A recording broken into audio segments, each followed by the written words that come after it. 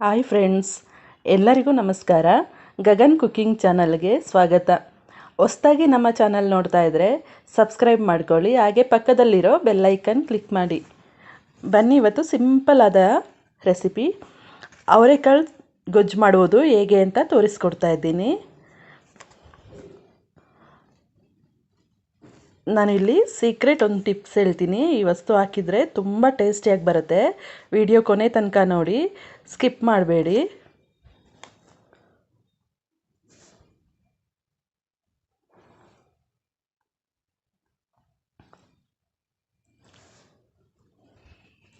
ನಾನಿಲ್ಲಿ ಮೊದಲಿಗೆ ಬಾಣಲೆ ಇಟ್ಕೊಳ್ತಾ ಇದ್ದೀನಿ.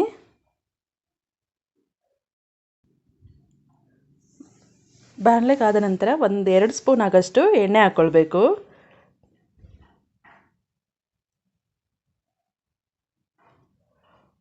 ಇದಕ್ಕೆ ಸಾಂಬಾರು ಬೀಜ 1 ಹಿಡಿಯಷ್ಟು ಹಾಕ್ಕೊಳ್ಬೇಕು.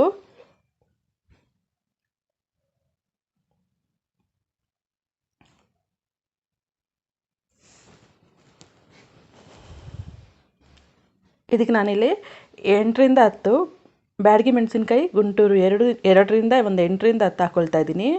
ಮೆಣಸಿನ್ಕಾಯಿ ಚೆನ್ನಾಗಿ ಇದು ಫ್ರೈ ಮಾಡಬೇಕು. ಈಗ ಚೆನ್ನಾಗಿ ಹುರಿದಿಡಬೇಕು.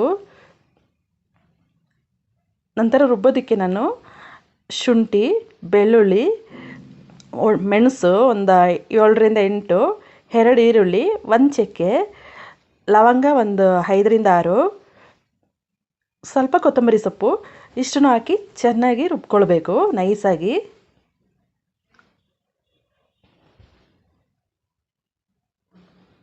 ನಾನಿಲ್ಲಿ ನೈಸಾಗಿ ರುಬ್ಕೊಳ್ತಾ ಇದ್ದೀನಿ. ಈಗ ಒಂದು ಪಾತ್ರೆ ಇಟ್ಕೊಂಡು ಪಾತ್ರೆ ಕಾದ ನಂತರ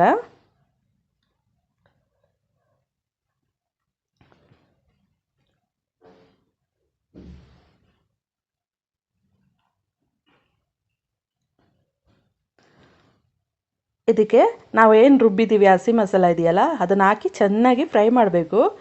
ಈ ಸಾಂಬಾರು ಚೆನ್ನಾಗಿ ಅದು ಫ್ರೈ ಮಾಡಿದಷ್ಟು ತುಂಬ ಟೇಸ್ಟಿಯಾಗಿ ಬರುತ್ತೆ.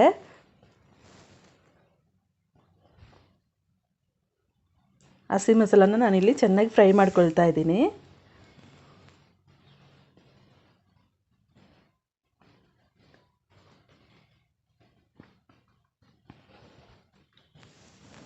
ಈಗ ನೋಡಿ ಚೆನ್ನಾಗಿ ಫ್ರೈ ಆಗ್ತಾ ಇದೆ ಇದು.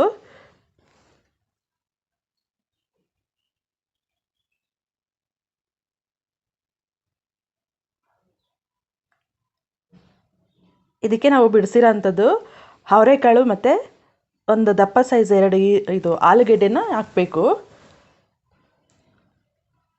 ಮಸಾಲೆ ಜೊತೆಲೇ ಬೇಯುತ್ತೆ ಅದು.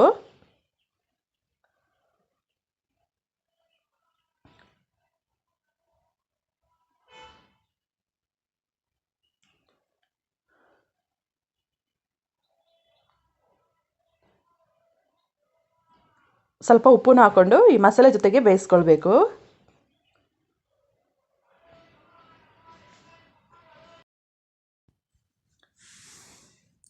ಈಗ ಇದು ಚೆನ್ನಾಗಿ ಮಸಾಲೆನಲ್ಲೇ ಬೇಯ್ತಾ ಇರಲಿ. ಅಲ್ಲಿವರೆಗೂ ನಾವು ಧನಿಯಾ ಮತ್ತು ಒಣಮೆಣಸಿನ್ಕಾಯಿ ಹುರಿದಿಟ್ಟಿದ್ವಲ್ಲ, ಅದನ್ನು ರುಬ್ಕೊಳ್ಳೋಣ.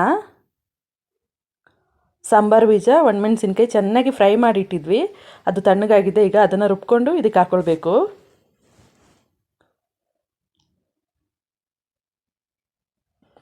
ಈಗ ಇದು ಚೆನ್ನಾಗಿ ಅದರಲ್ಲೇ ಹಸಿ ಮಸಾಲೆನಲ್ಲೇ ಇದು ಕಾಳೆಲ್ಲ ಬೆಂದಿದೆ. ಸ್ವಲ್ಪ ರುಚಿಗೆ ಎಷ್ಟು ಬೇಕಷ್ಟು ಉಪ್ಪು ಹಾಕ್ಕೊಳ್ತಾ ಇದ್ದೀನಿ.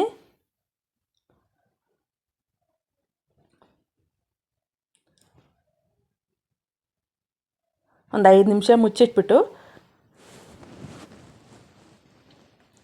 ಚೆನ್ನಾಗಿ ಉಪ್ಪೆಲ್ಲ ಹಿಡಿದಿರುತ್ತೆ.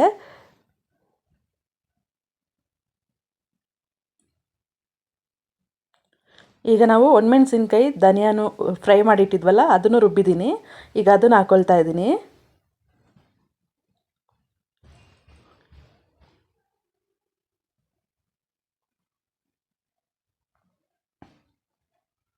ಈಗ ಇಲ್ಲಿ ನಾನು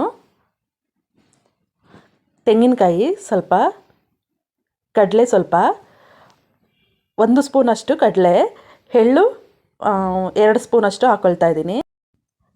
ಕಾಯಿ, ಎಳ್ಳು, ಹುರಿಗಡಲೆ ಇದೆಲ್ಲ ರುಬ್ಕೊಂಡು ಹಾಕಿದ್ದೀನಿ ಅವರೆಕಾಳು ಗೊಜ್ಜಿಗೆ.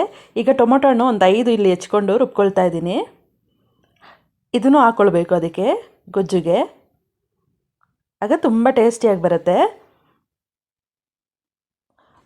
ಫ್ರೆಂಡ್ಸ್, ನಾನು ಆಗಲೇ ಹೇಳಿದ್ನಲ್ಲ ಒಂದು ಟಿಪ್ಸ್ ಹೇಳ್ತೀನಿ ಅಂತ, ಅದು ನಾನಿಲ್ಲಿ 2 ಸ್ಪೂನು ಎಳ್ಳು ಹಾಕೋದ್ರಿಂದ ಗೊಜ್ಜುಗಳು ತುಂಬ ಟೇಸ್ಟಿಯಾಗಿ ಬರುತ್ತೆ.